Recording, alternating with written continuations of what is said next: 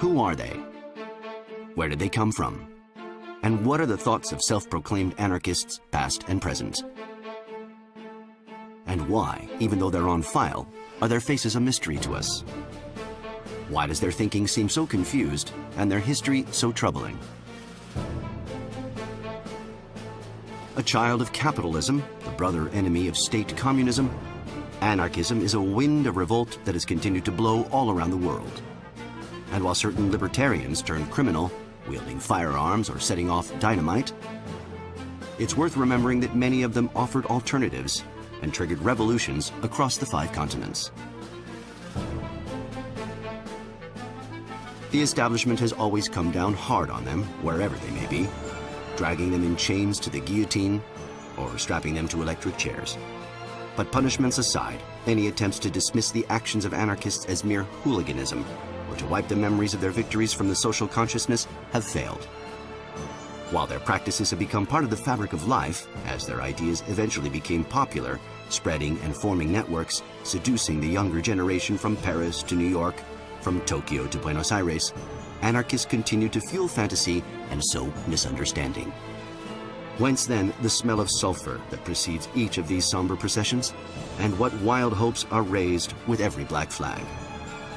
How can anarchism, which dreamed of an alternative future for the old world and has been fighting masters and gods for 150 years, still ask questions that are relevant to us today? And why is its history swinging like a pendulum, lurching from left to right, from insurrection to attempted murder, more than ever a reflection of our own?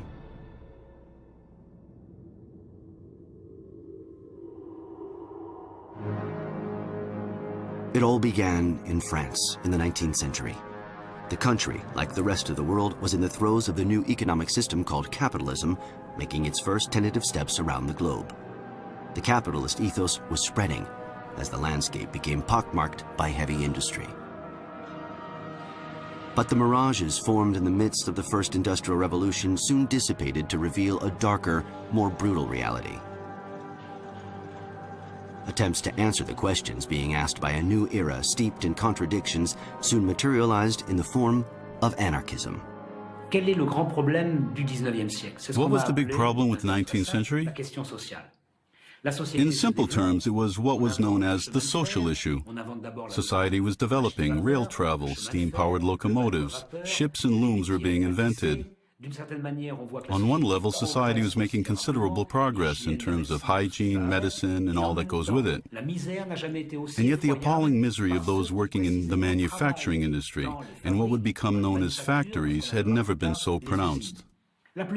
All the great thinkers, Saint-Simon, Fourier, Proudhon, Marx, Cabet, Owen, and the rest, were striving to solve this contradiction.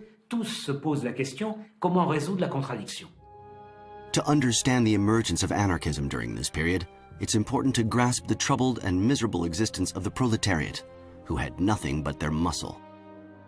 Their working day lasted 12 hours or more, and the wage they drew for their efforts was not enough to stave off hunger.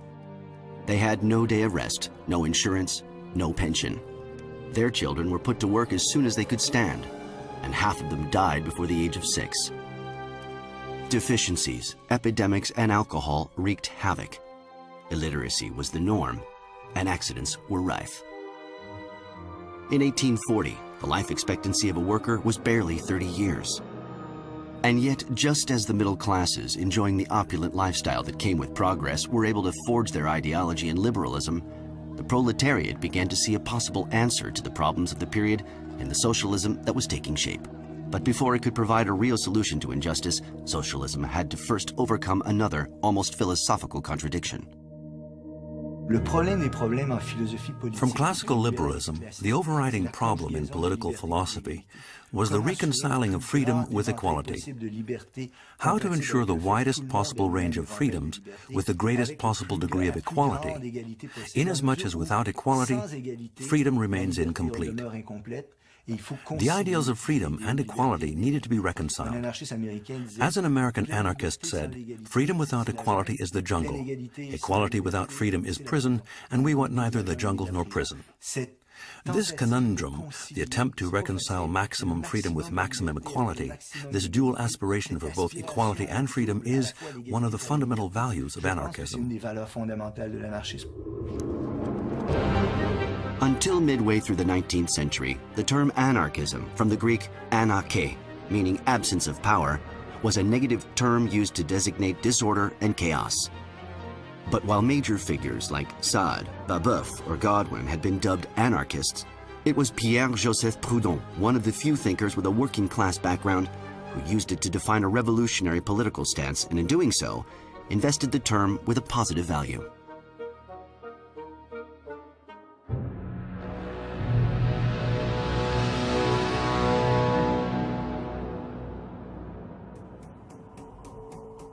In 1840, Proudhon wrote the memoir for which he is famous, What is Property?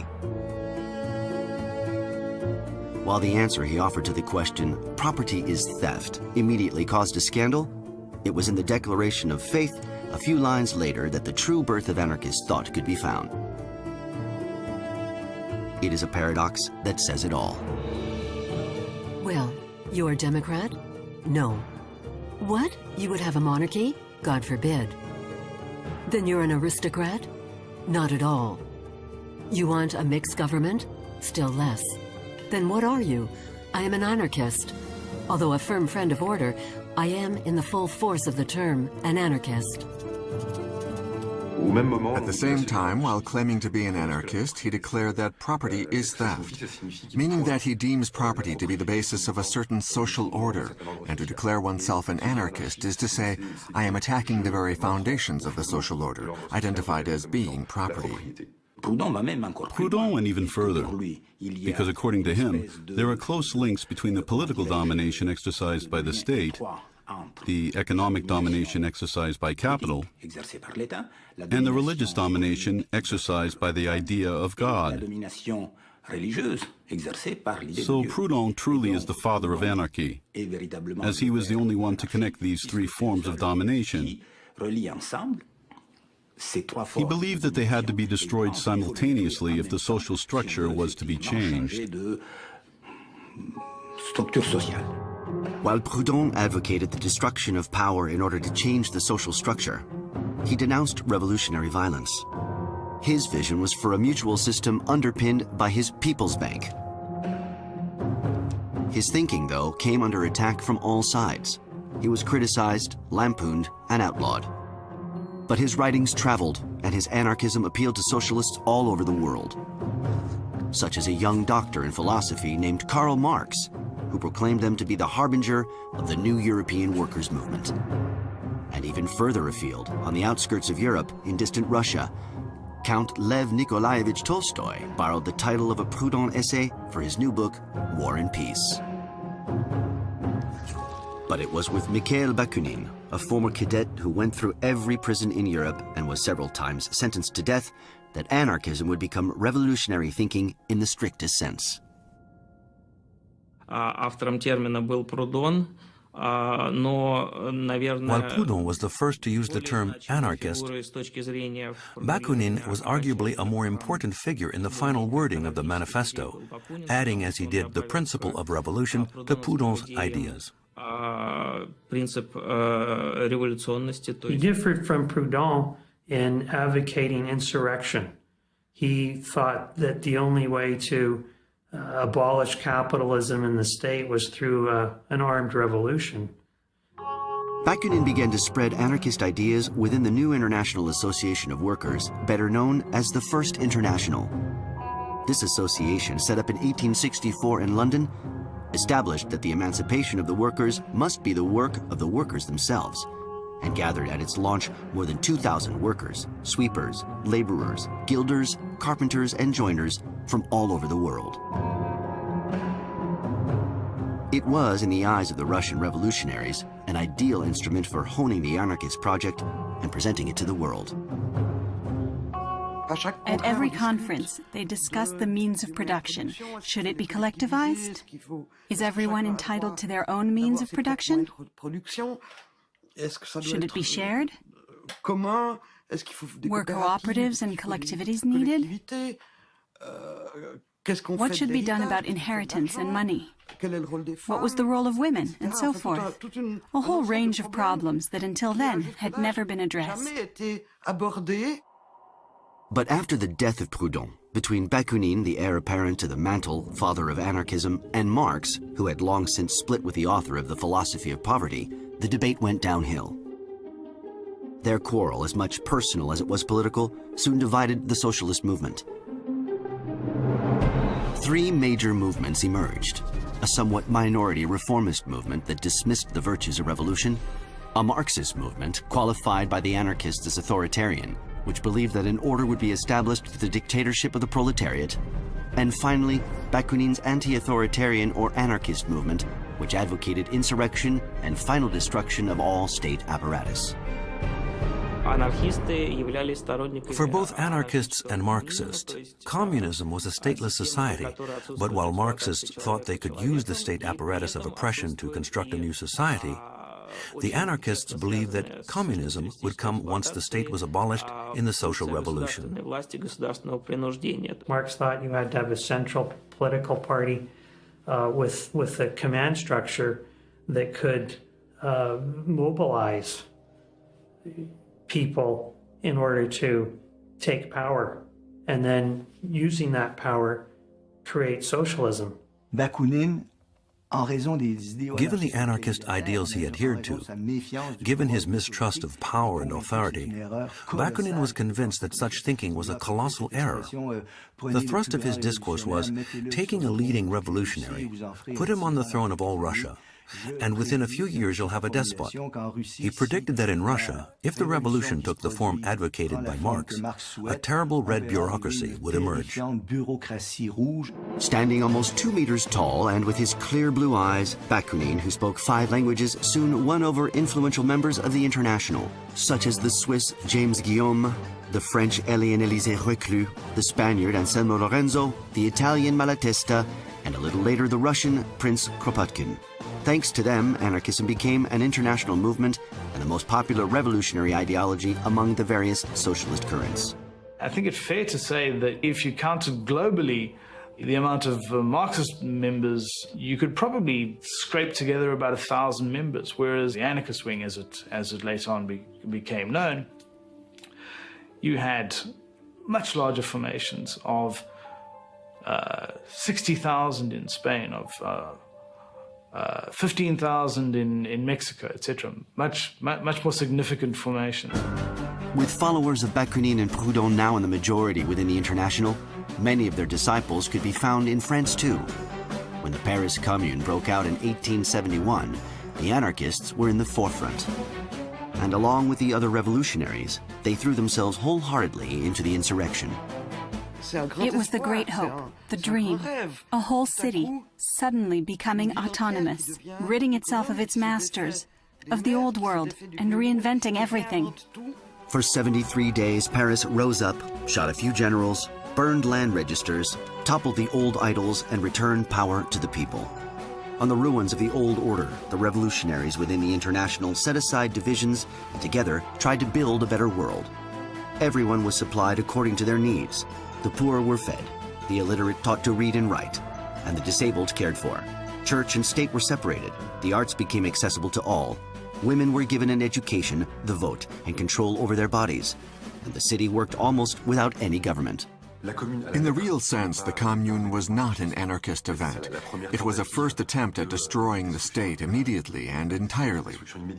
There was the idea of a sudden uprising and the capture of a capital's economic and political life by the population itself. The Paris Commune may not have been anarchist, but those who proclaimed themselves to be anarchists, or those who soon would, such as Louis Michel, were in the front line. And when the movement spread to French cities such as Lyon, Bakunin himself took part in the insurrection.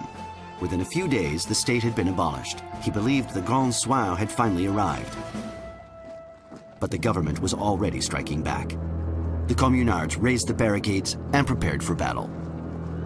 In the course of a long week, in Haussmann's Paris, a civil war broke out in which workers, men, women, and children were pitched against a trained army. The ensuing counter-revolutionary backlash reflected the fear that the Commune had struck into the hearts of the bourgeoisie. The troops fired indiscriminately. The pride of the proletariat was cut down as Paris became a mass grave. It was a massacre that's difficult to imagine today. The number of dead has long been disputed. 25,000, 30,000, probably closer to 20,000.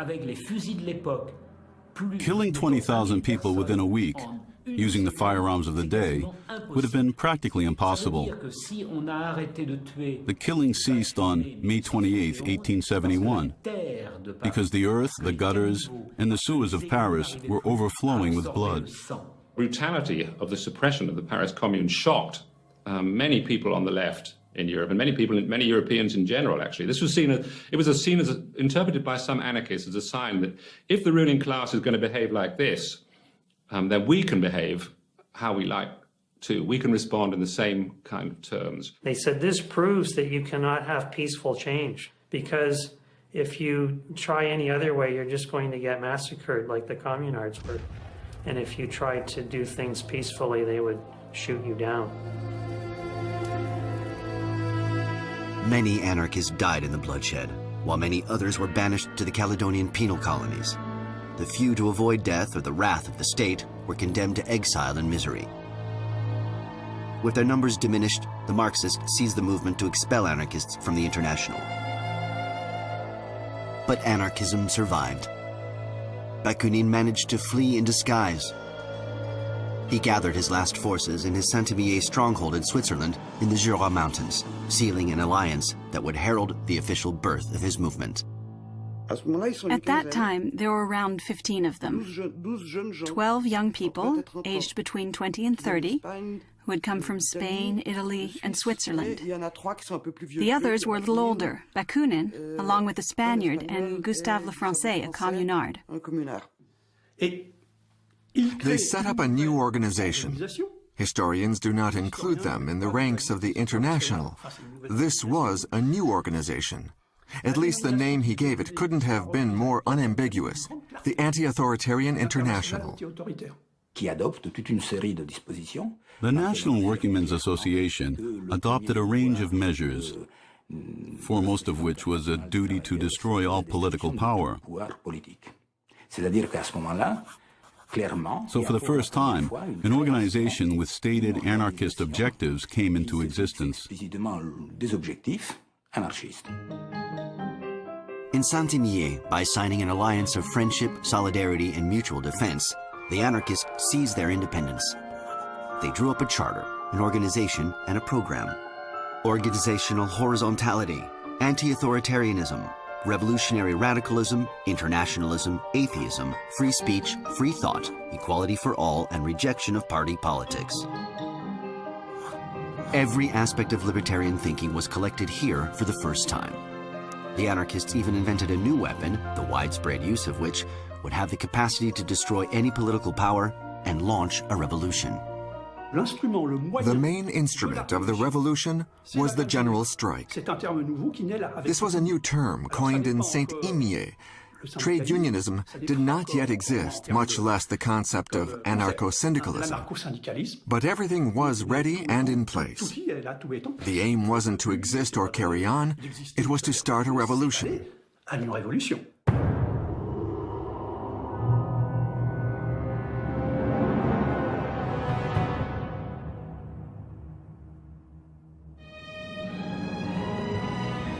It was in the nascent United States of America that large-scale use of this new weapon would be seen for the first time.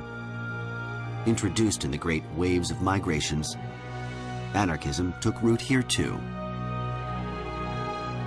Among the battalions of poor people who came to swell the industrial centers of the North, where wage earners resembled nothing so much as Southern slaves, conditions were conducive to its development.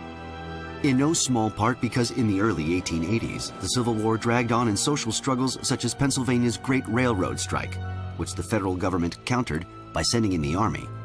Bayonet charges claimed dozens of workers' lives. For newcomers, the American dream often turned into one long nightmare. The common story of immigrant anarchists, be they German or Jewish or Italian, they are either skilled workers who can only find unskilled employment, or unskilled workers who can only find the most demeaning of work. So they become disillusioned with the economic opportunities available to them. They become disillusioned with the political system, which they know vaguely is supposed to be democratic and Republican, but which they find in this time period is dominated by corruption, by corporate power. And some of these disillusioned immigrants then encounter radical ideas. This encounter with radical ideas occurred notably in Chicago, a city that immigrants flooded into. Steel, concrete, and the meat industry needed manpower.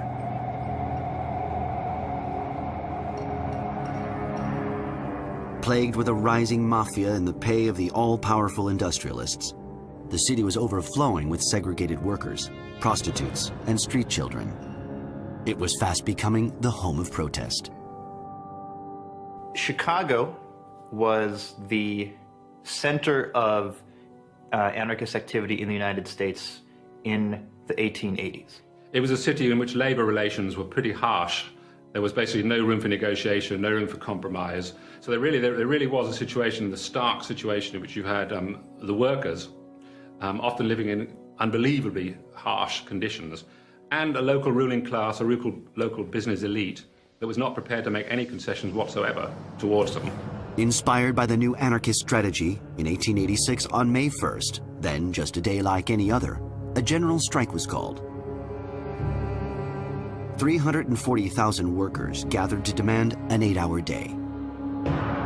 The police broke up the demonstration forcefully. Walls became covered with calls for revenge. 2 days later, the anarchists organized a protest in Haymarket Square. The event was to become a key moment in the history of the workers' movement. Few of the leading anarchists of the city spoke against what had happened. And during that demonstration, the police arrived in force. And at some point in that night, the police moved in to try and clear the demonstration. Somebody threw a homemade bomb at the police. It exploded, killing and injuring several officers who then opened fire on the crowd. A few people were killed. There was a shootout. Police pulled out their guns and started shooting at people. Some of the people in the crowd, including, I'm sure, some anarchists, had come armed. And to this day, of course, Americans like to carry weapons around with them.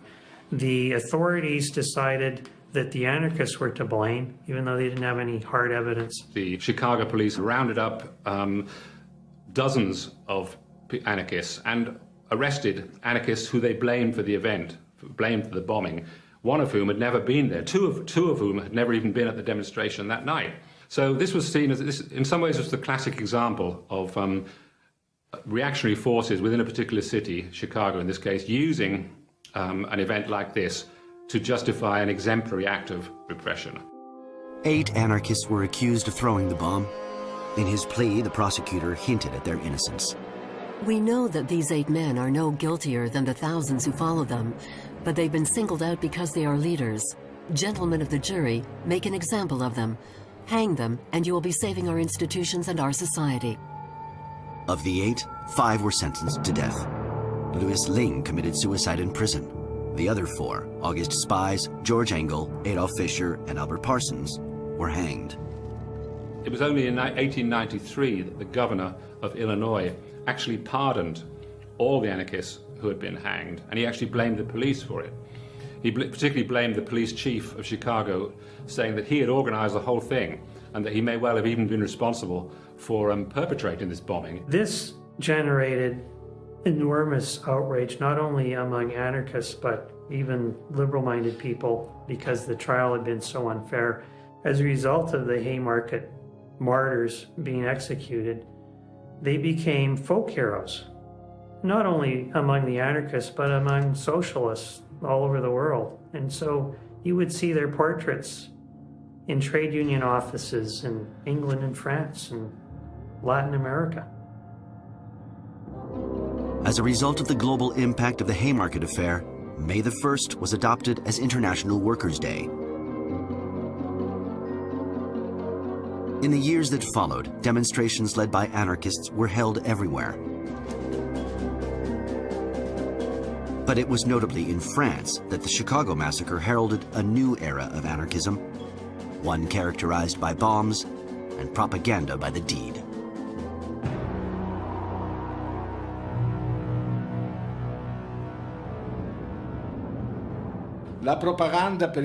Propaganda by the deed, with no specific perpetrator, is a spontaneous expression of revolutionary action.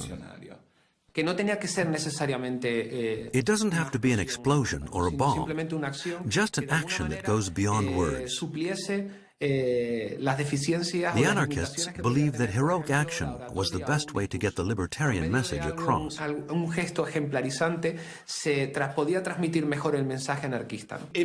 So this challenged the revolutionaries. It wasn't enough to be a revolutionary who talked but left the action to others. Revolutionaries had to act and demonstrate their credibility through their deeds. A man named Francois Königstein, otherwise known as Ravachol, was very taken with the idea that action could create the revolutionary spark that would inflame the West.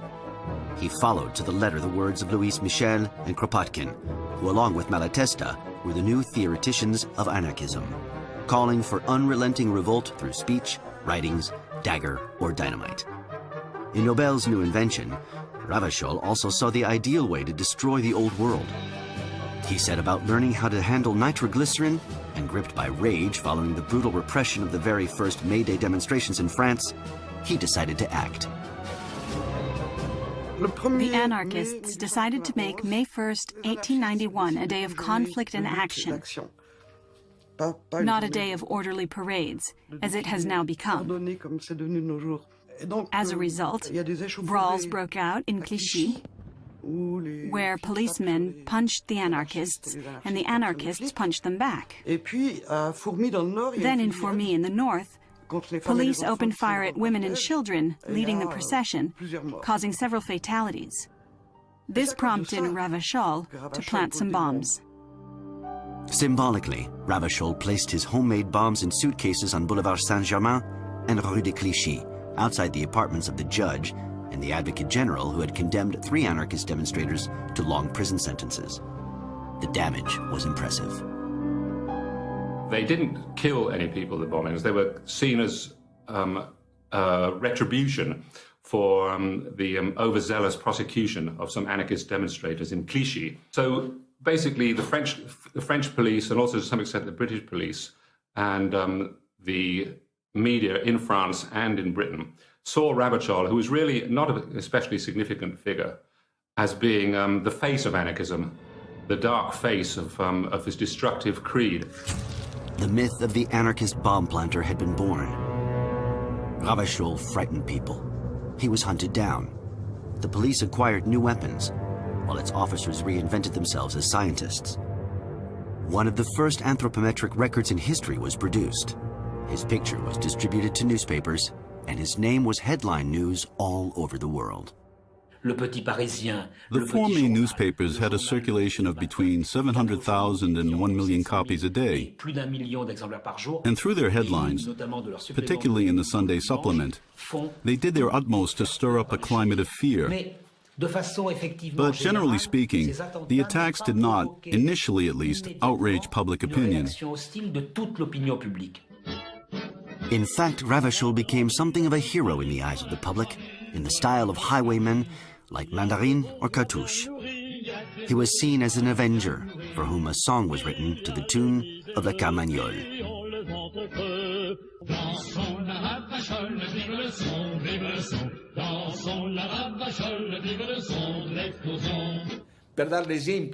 There was a price to be paid for being a dyed-in-the-wool anarchist.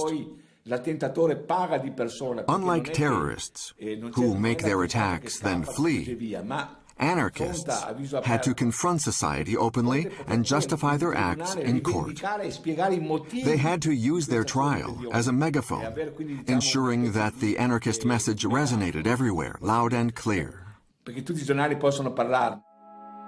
Faithful to the strategy of propaganda by the deed, when Ravachol was arrested only 3 days after his last bomb exploded, he assumed responsibility.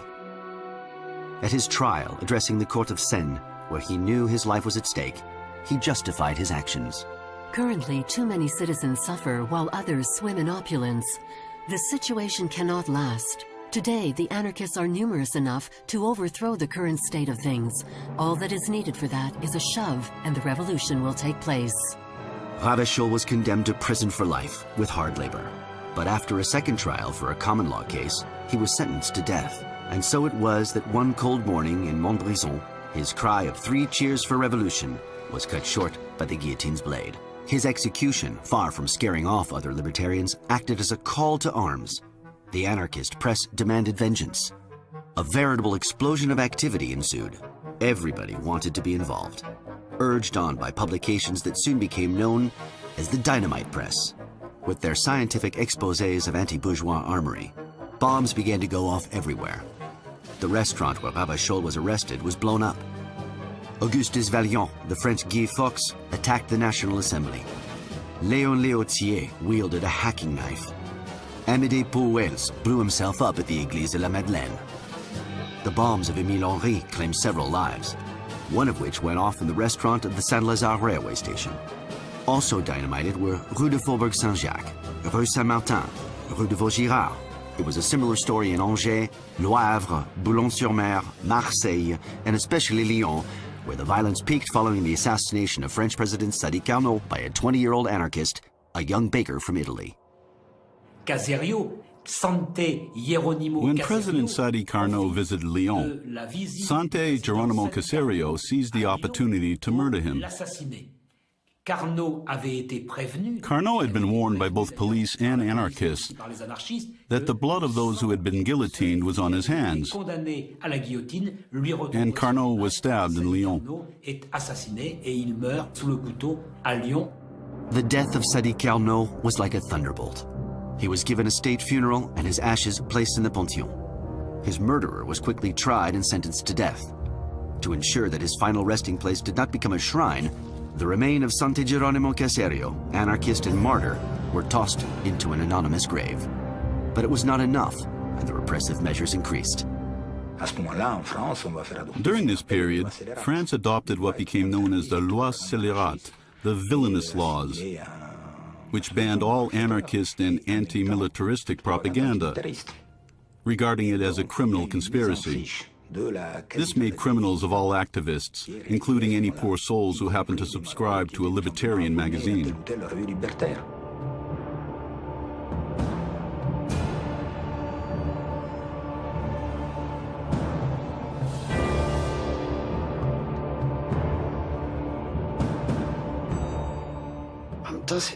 This was staggering.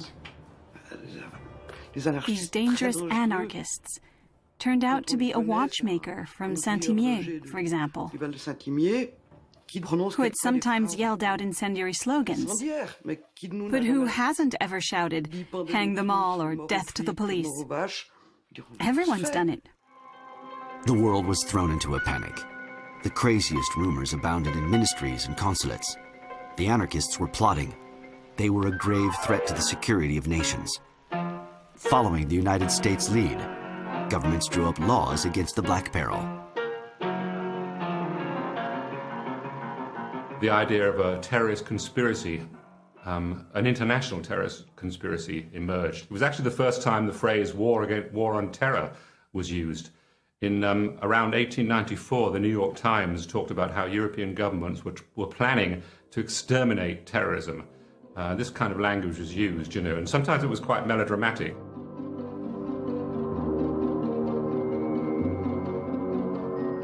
To fight this imagined international terror, a very real international police force was set up. The governments of 21 countries organized an international conference for the social defense against anarchists, which laid the foundations of what would later become Interpol. In Rome in 1898, the world's governments gathered for the Anti-Anarchists Conference because every leader, king and prince, was terrified of being assassinated by an anarchist. But it was all to no avail because on July 29, 1900, in Italy, King Umberto I was slaughtered by an anarchist, Gaetano Bresci. He wasn't the only one. Despite the repression and emergency measures, monarchs and state leaders were falling like flies under attacks from the anarchists. The Russian Tsar, the presidents of Uruguay, Ecuador, and El Salvador, the Spanish chairman of the Conservative Party, and the Portuguese king and crown prince were all killed. Meanwhile, in Geneva, Luigi Lucchini stabbed Empress Elizabeth of Austria, better known as Sisi. In Madrid, the Spanish head of government was assassinated.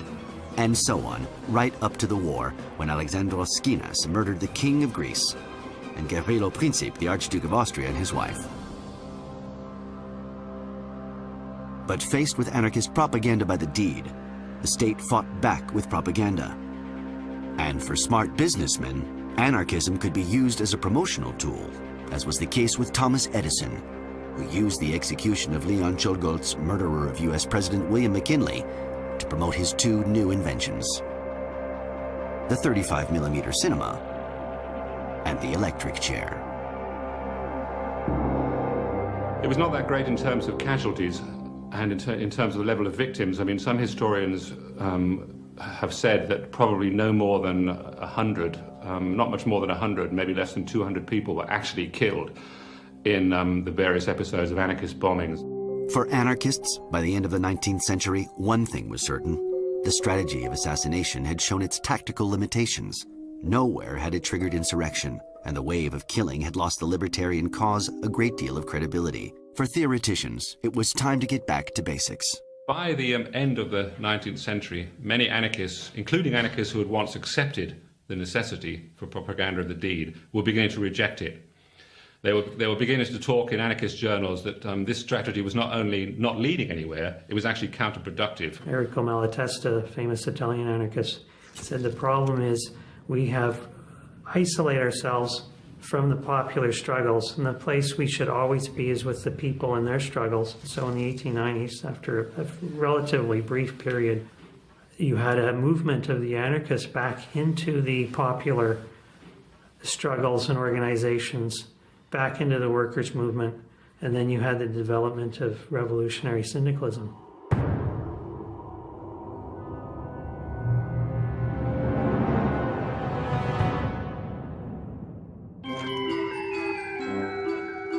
For several years, in many places, workers had earned the right to organize labor unions.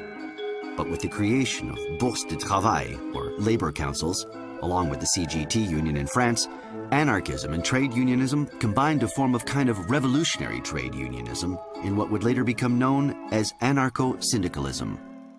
From my research, what I really fundamentally believe is that syndicalism in its heart is an anarchist strategy, that it was born out of the anarchist movement. It wasn't something that arose necessarily independently and that the anarchists adopted. Certainly the Bourse de Travail system throughout France structurally was a very useful system. The main champion of the Bourse de Travail movement was a young anarchist who made a name for himself opposing the strategy of assassinations. He's a man I have great admiration for. Pelloutier was a Frenchman who died very young, aged 30, having literally worked himself to death. But he founded the idea of Bourse du Travail. What were these Bourse du Travail? As the name suggests, they were places you could go to find a job. At first, it was simply a way for those without work to find it. But pretty soon, the Bourse du Travail became schools, training colleges, libraries. It was where people discussed issues and developed their ideas.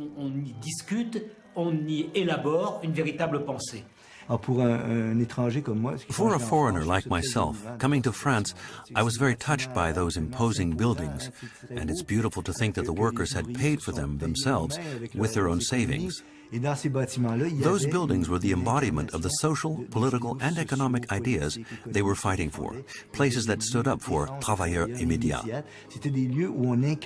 They really represented a vision of the society of the future, establishing its principles and supplying the tools and weapons needed to attain their objectives.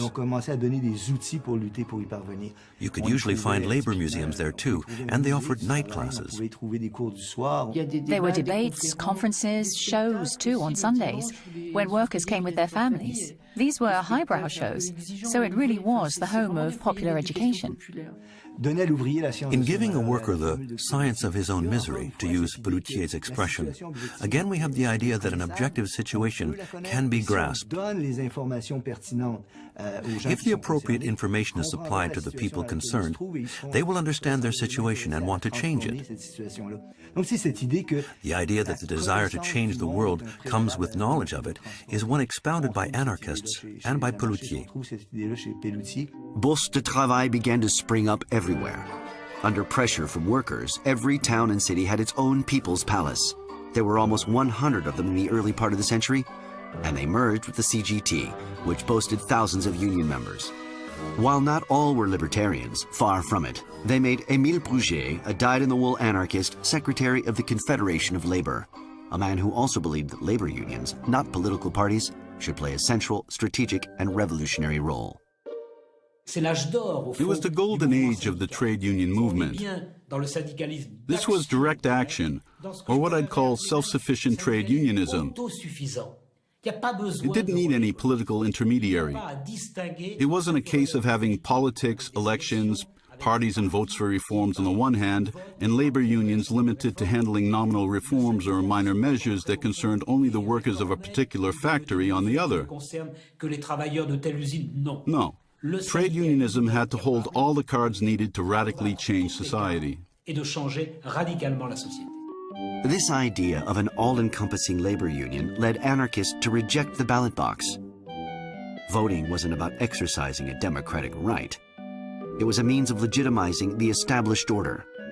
At every election, the anarchists advocated radical abstention. They knew perfectly well that the vote was, in reality, no weapon at all. It changed nothing, inasmuch as, even in the best democracies, the 10 representatives of the people were not accountable to the people who had elected them. It was not a rejection of democracy, rather a protest against what was claimed to be democracy. So they dreamed up alternatives. The anarcho-syndicalist movement had delegates, but they could be dismissed at any time. It was another way of viewing politics. This was the new interpretation of politics. To effect change in the wake of the Saint-Imier Congress, anarcho-syndicalist activists opted to use forged weapons. Thus, in the early part of the 20th century, the strike was the watchword. The idea may be simplistic today, but it was revolutionary. If all the factories stop running, how could capitalists get their hands on their money in dividends? There wouldn't be any. If everybody goes on strike, it assumes an economy of insurrection. Society itself would collapse, without any need of extreme violence. Since the bourgeoisie would be unable to cope, you would be left with a stateless society, since the state would have no reason to exist. The idea wasn't to bang up the bourgeoisie and capitalists in prison. It was to kill them in the essence of their capitalism. If no capital is produced, there is no capitalism. Capitalism, though, kills, as was the case in Courrières in 1906, when one of the greatest disasters in the history of labor occurred. A fire damp and coal dust explosion set the mines ablaze. To preserve coal deposits, the owners blocked the mine. More than 1,500 miners were trapped by fire, gases, and darkness. Only 24 made it out alive. The miners immediately came out on strike. The women led the way, demanding justice. The anarchists were in the front lines. Clemenceau, who had just been appointed Interior Minister, sent in the troops. 20,000 soldiers charged the demonstrators. In response, in their 1906 1st of May celebrations, libertarian CGT activists demanded the 8-hour day and called for a general strike. This was a foretaste of what was to come in 1936 and May 1968. While the Bourses de Travail set up soup kitchens and conducted the orchestra, they knew that a backlash was inevitable. These were tough times for everyone. As the workers made preparations, the bourgeoisie trembled and held its breath. The mood was feverish in this period around May the 1st, 1906, when the general strike was meant to begin. The wait was almost millenarian. Banners were waved. In such and such a number of days we will be free. With the number updated as the fateful day drew near, the bourgeoisie was in a panic. And 45,000 troops were posted in Paris to disperse any demonstrations. So you had dragoons prowling the squares and clashes in the Place de la République.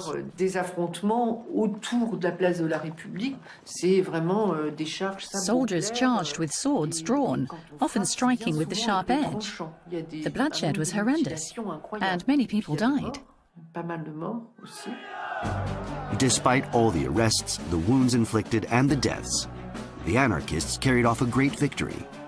They showed that they could mobilize the workers and press their demands. Although they failed to obtain the 8-hour day, the government was forced to concede a day of rest. The popularity of revolutionary trade unionism was at its peak. The Charter of Amiens, adopted a few weeks later, was a symbol of its triumph and remains today the pharmacopoeia of the trade union movement in France and around the world. In the early part of the 20th century, the spin-offs of anarcho-syndicalism were everywhere to be seen. The CNT in Spain, which would soon boast a membership of 2 million workers, or Fora, which would be the mainstay of political life in Argentina up until the 1950s, and the IWW in the United States, which adopted for its emblem a black cat and a sabot or clog of the type French workers would slip into machinery to break it. In many languages, it forms the etymology of the word sabotage. If you take a look at a map of the world and areas in which you've had either syndicalist dominance, you'd find the whole of Latin America, significant parts of Europe.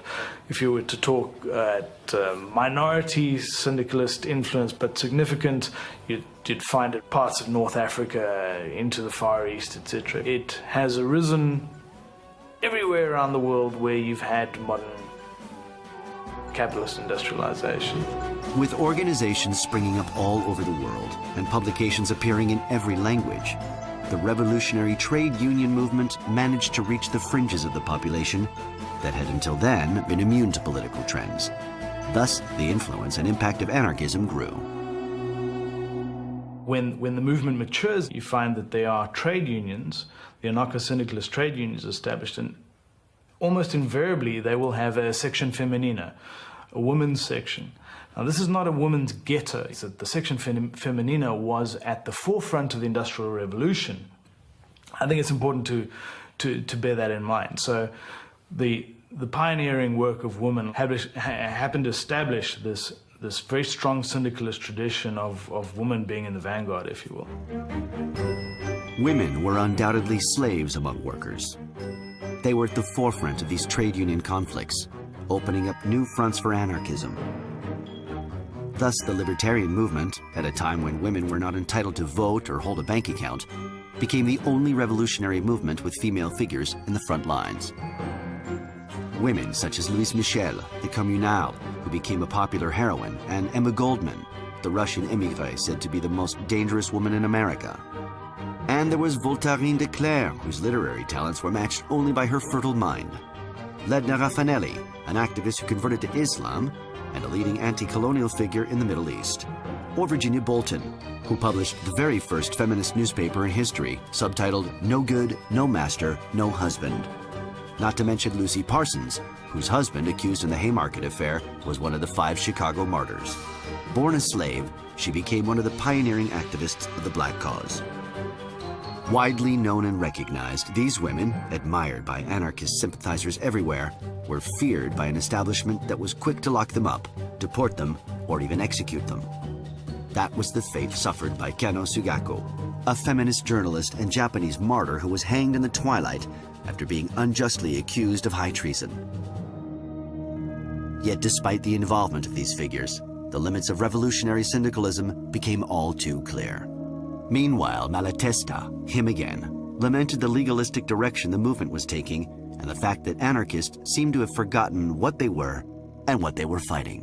What Malatesta is critiquing is precisely this kind of apolitical bread and butter syndicalism that does not really contest power, that tries to muddle along and keep its head down and does not admit that at some point it's going to have to confront questions of power. This reminder of the ultimate objective of Union action was all the more relevant, given that in 1905 alone, the world witnessed a revolution in Russia, insurrectionary demonstrations in Germany, in Italy, and in the United Kingdom, Red Friday in Hungary, a rebellion in Crete, a general strike in Poland, Red Week in Chile, a mass movement in India, the start of the era of popular violence in Japan, the stirrings of revolution in Mongolia, and a constitutional revolution in Persia. Anarchists everywhere were on the march. But despite the widespread unrest, as with the Ilinden uprising in Macedonia, an insurrection that was both nationalistic and libertarian, all these movements were marked by bloodshed. Against this background of widespread repression, it is too often overlooked that certain anarchists took up weapons, as they did in the era of propaganda by the deed, this time fully aware that their actions would be in vain, and that tragedy lay in store. Car notre sang bleu et noir, notre drapeau rouge et noir, notre étoile jaune et noire, notre vie en rose et noire. Oui, notre sang bleu et noir, notre drapeau rouge et noir, notre étoile jaune et noire, notre vie en rose et noire. Oui, notre sang bleu et noir, notre drapeau rouge et noir, notre étoile jaune et noire, notre vie en rose et noire.